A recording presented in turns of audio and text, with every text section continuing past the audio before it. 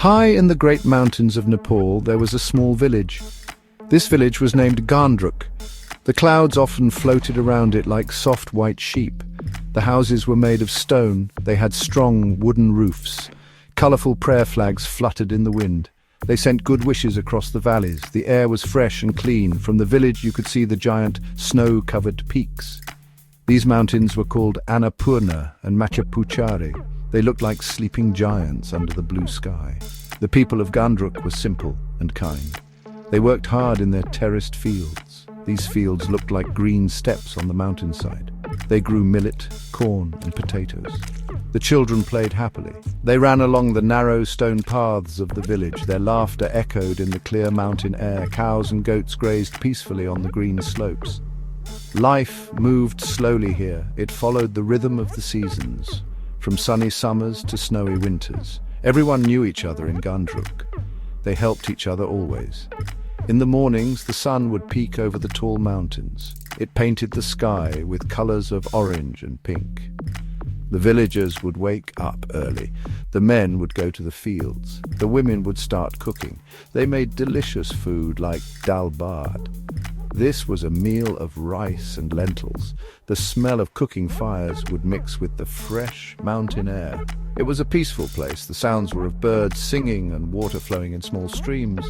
The village was a happy place. People respected the old ways. They told stories of gods and heroes. They celebrated festivals with music and dance. The children learned from their elders. They learned about the mountains and the spirits that lived there.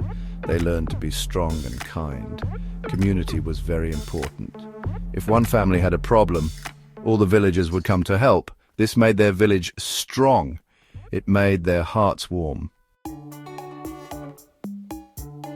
In the village of Gandruk lived an old man. His name was Dhanapati. He had white hair like the snow on the mountain peaks. His face had many lines. Each line told a story of a long life. Dhanapati moved slowly, but his eyes were bright and clear.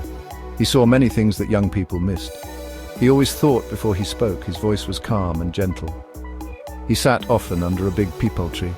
People came to him for advice. He listened patiently to everyone. Dhanapati was very wise. One year the rains came late. The villagers were worried about their crops. They did not know when to plant the seeds. Dhanapati looked at the sky. He watched the birds. He felt the wind. Then he told them, "Wait 3 more days, then plant your seeds." The villagers trusted him. They waited. After 3 days, soft rain began to fall. Their crops grew well that year. They knew Dhanapati's wisdom had helped them. He understood the signs of nature. Another time, 2 children were arguing. They had found a shiny stone.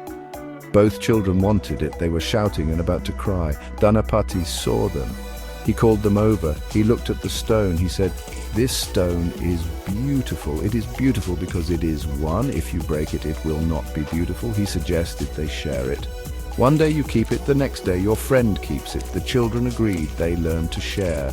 Dhanapati taught them a good lesson. The people of Gandruk loved Dhanapati. They called him Dhanapati Dai, which means older brother. His wisdom was like a guiding light for the village. He did not have much money, he did not have a big house, but he had something more valuable. He had a kind heart and a clear mind. He always thought of what was best for everyone. He believed in peace and understanding. His presence made the village a better place. He showed them that thinking carefully was very important. In the same village lived another man named Bola. Bola was younger than Dhanapati. He was strong and full of energy. But Bola did not think much. He acted quickly. He often made silly mistakes. He was not a bad man. He had a good heart. But his mind was like a restless monkey. It jumped from one thing to another. He often forgot what he was doing, or he would start a new task before finishing the old one. This made people laugh sometimes. One day, Bola decided to carry firewood. He wanted to show how strong he was. He piled a huge stack of wood on his back. It was too much. He could barely walk.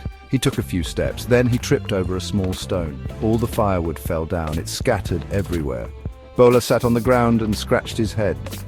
He had tried to do too much, too fast. He did not think about how much he could really carry. He had to spend a long time picking it all up again. Another time, Bola's wife asked him to buy salt from the market. She gave him the money. Bola started walking to the market. On the way, he saw some beautiful butterflies. Their wings were bright colors. Bola forgot about the salt. He started chasing the butterflies. He ran here and there. He laughed and enjoyed himself. When the sun started to set, he remembered the salt. But the market was closed. He went home with no salt and no money because he had lost it while chasing butterflies. His wife was not happy. Bola often found himself in small troubles. He once tried to fix a leaking roof, but he put the new tiles in the wrong place, so the roof leaked even more. He tried to catch a fish with his hands in the river. He only got wet and cold.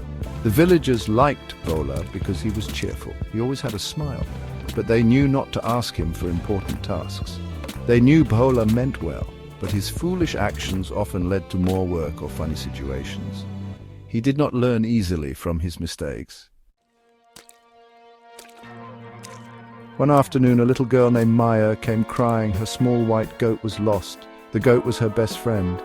All the villagers felt sad for Maya. They decided to help find the lost goat. Bola was the first to jump up.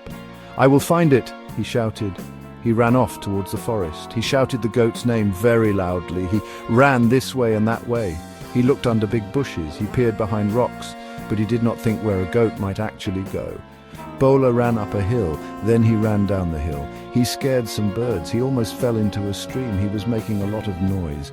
But he did not find the goat. He only got tired and sweaty. The other villagers also searched, but the mountain paths were many. The goat could be anywhere. Maya was still crying. Dhanapati watched everything quietly. He did not run. He did not shout. He stood near Maya's house. He looked around slowly. He thought carefully. Dhanapati thought, the sun is hot now. A little goat will look for shade. It will also look for fresh green grass, and it will not go too far from where it feels safe. He looked towards a small patch of trees. It was near a stream where the grass was green. He walked slowly towards it. He looked carefully, and there under a shady tree was the little white goat. It was happily eating grass. Dhanapati smiled. He gently called Maya. She ran and hugged her goat. Everyone was happy. Bola came back, tired and with no goat. He saw Maya with her goat. He wondered how Dhanapati found it. Dhanapati said, "It is good to act, but it is better to think first. Wisdom is like a quiet path. Foolishness is like running in circles." The villagers understood. They thanked Dhanapati. The moral of this story is clear. Wisdom comes from thinking carefully. Foolishness comes from acting without thought. It is always better to be wise. Look, listen, and then act.